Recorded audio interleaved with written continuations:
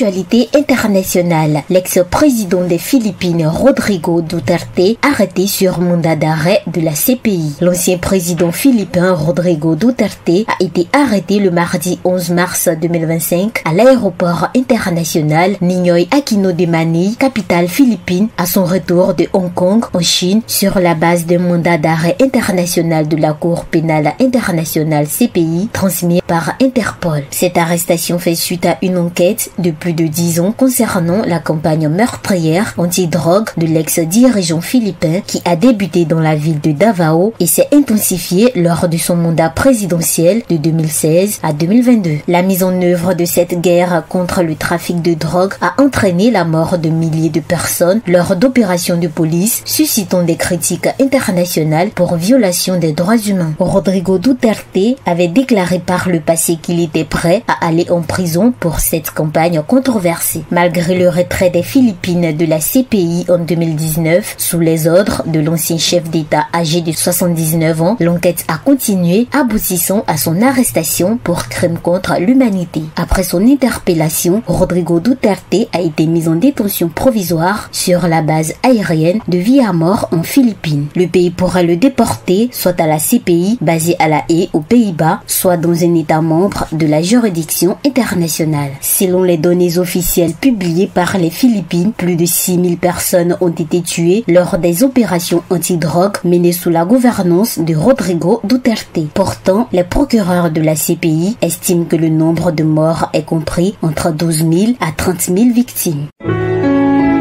APRA, Agence Presse Radio et Audio.